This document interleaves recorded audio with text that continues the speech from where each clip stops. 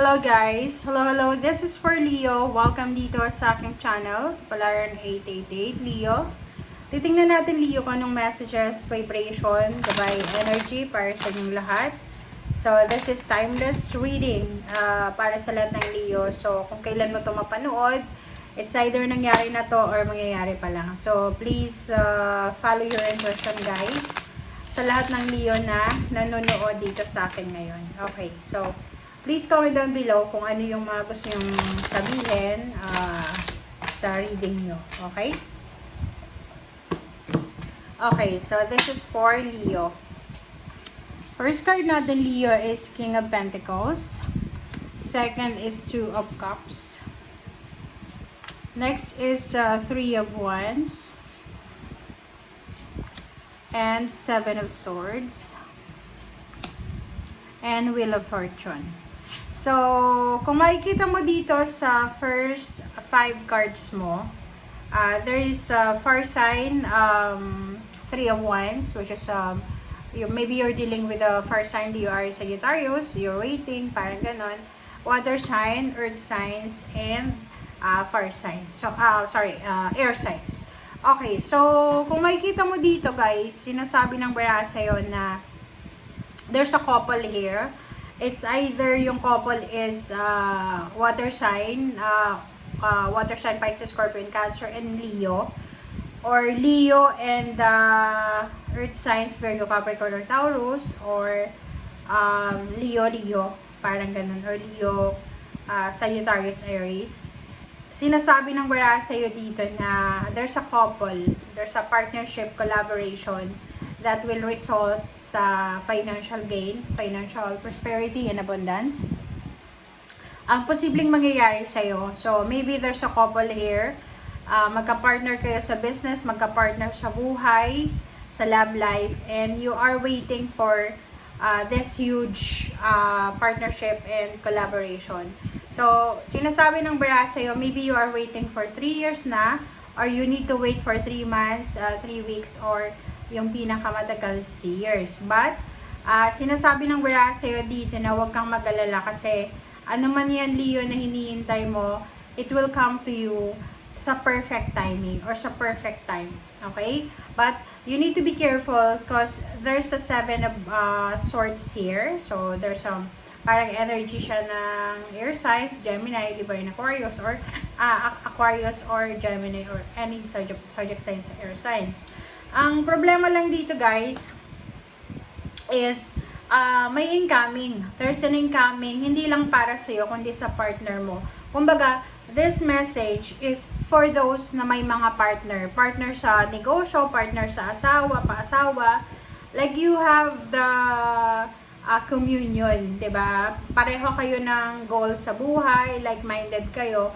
So kung kayo ay kumbaga yun, partner kayo, attach kayo sa goals nyo, para sa inyo ito. Pero kung single ka naman, wala ka naman nakasama, wala ka naman nakakotsaba or katulong sa mga goals mo, maybe this one is not for you.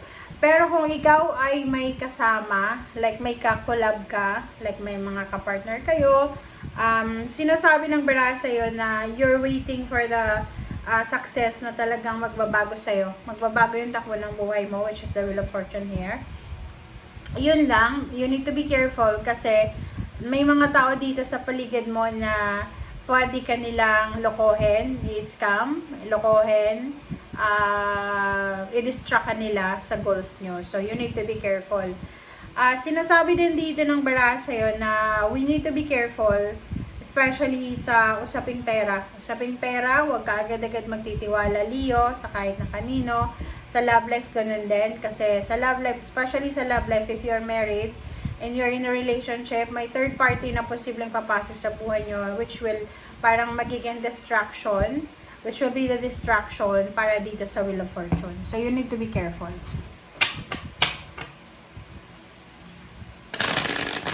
Alright, so Leo, let's confirm.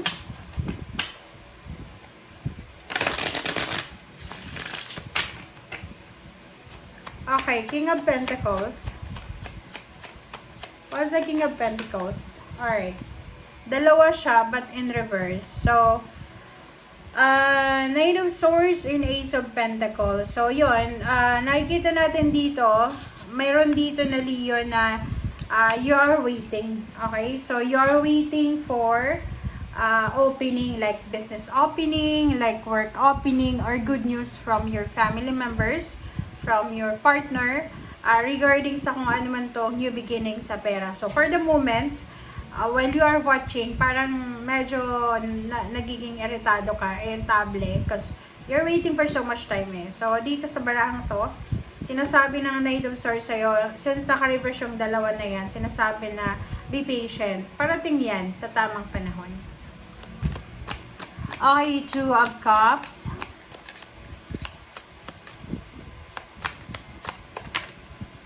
Two of Cups is Four of Pentacles. So, sinasabi ng bara sa'yo dito, especially if you're a couple, talaga to, para sa mga couple na Leo, may asawa ka, boyfriend, girlfriend ka, partner sa business.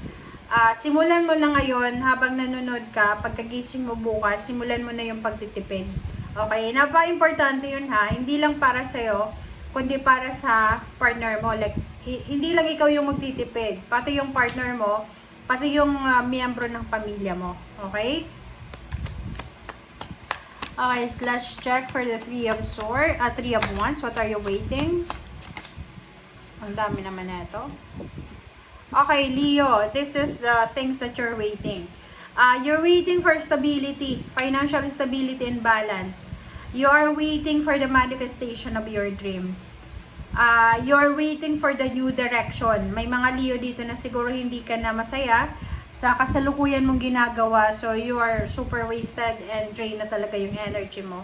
And you're waiting for the new beginnings. You're waiting for something like a celebration. You're waiting for a huge party. Or you're waiting for, like for example, pregnancy, birth of the baby, opening of the business, signing of contract. So, napakarami dito sa inyo, Leo, na naghihintay ng kung ano man yan na hinihintay nyo. Pero, overall, mapasingle ka man, in a relationship, may business ka man, nag-aanday ka talaga ng stability. It's either emotional stability or financial stability. And, lalo doon sa mga Leo na wala na kayong gana sa kasalukuyan yung ginagawa. Yung parang nagtatrabaho ka na lang because kailangan mo ng sweldo. So, nakikita natin dito na you are waiting for the endings, perfect timing para makaalis ka na dyan sa sitwasyon na yan. And you're waiting na sana may mag-shower ng abundance and milagro sa'yo para makaalis ka sa sitwasyon na yan. Alright.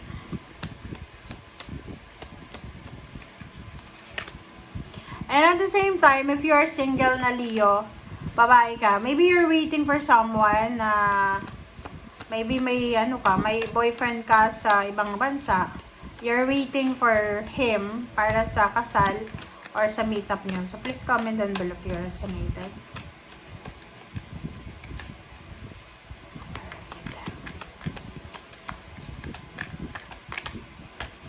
Okay. Firm foundation. Sinasabi ng bara sa'yo dito, Leo, na you need to be strong. You need to be courageous. You need to be empowered sa lahat. Kasi, if may hinihintay tayo na hindi dumarating, minsan nawawalan tayo ng interest. But in your case, sinasabi ng bara sa'yo na you need to maging strong ka, be confident sa kung ano man yun na gusto mo. And at the same time, yung wina-wish nyo ngayon is all about stability and power. Parang, normally yung Leo talaga yung mga Leo, sila, parang goal-oriented kayo. So, ngayon, nakikita ko sir dito, Leo, na you are super, you're confident, or you need to be confident. Kasi, ang dami-daming obstacles and challenges ka na possible na pagdaanan or masalubong along the way papunta doon sa victory and success na minamanifest mo. So, ang sabi sa iyo ng bara sa iyo ngayon, you need to be wise. Maging wise ka daw especially sa paghahawak ng pera, sa relationship mo. iwasan mo yung mabilis kang magtiwala, and yung pagsisave ng pera, yun yung pinaka-importante daw na dapat na maging goals mo ngayon. Alright? So, thank you guys for watching. Bye!